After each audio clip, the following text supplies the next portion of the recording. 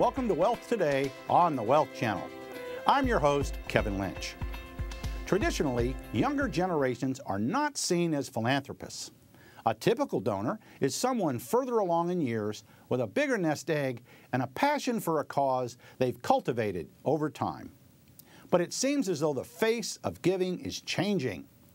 Rich Scottoline is in the studio with philanthropy expert Phil Cubeta to talk about this new group of donors, the aptly named Emerging Philanthropists. Welcome, Rich. Thanks, Kevin. Welcome, Phil. Phil, could you give us the traditional view of a wealthy philanthropist? I suppose we all have kind of a cliche or a stereotype in mind, and maybe it comes from the social pages. You open the social pages, you see people dancing at the charity ball, and you think that must be what philanthropy is all about. I would say that's really a relatively modest part of what philanthropy is all about.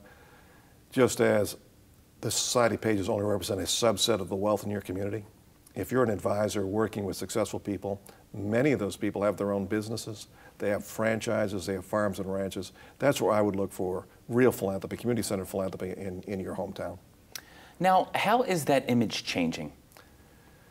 I think it's changing among those of us who actually work in the field, who actually do work on cases with people who are giving money away.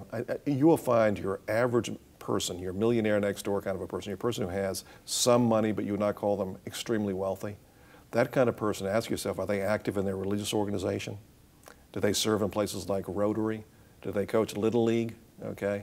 Are they active maybe serving on a board like the board of a high school or board of a prep school or board of a college? Are they active in the community? And when you find somebody who cares about the community, you found a philanthropist. And that may include you. Now, Phil, do you think this emerging group will replace the traditional view of charitable givers?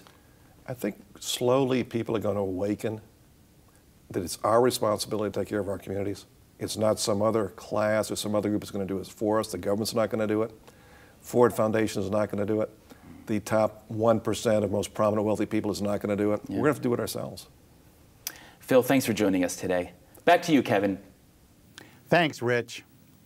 We hope you found our series on giving extraordinary service helpful and informative. We conclude today with I. David Cohen's 8th Law. Catherine Zickel has more.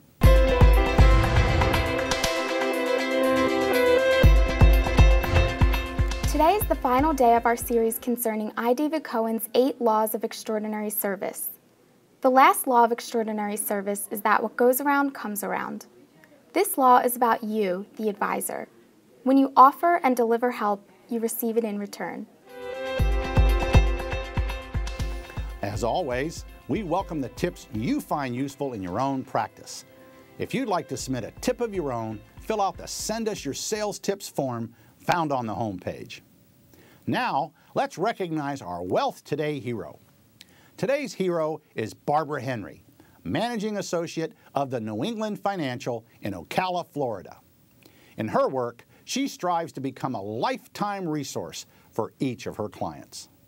An active philanthropist, Barbara has devoted herself to numerous causes.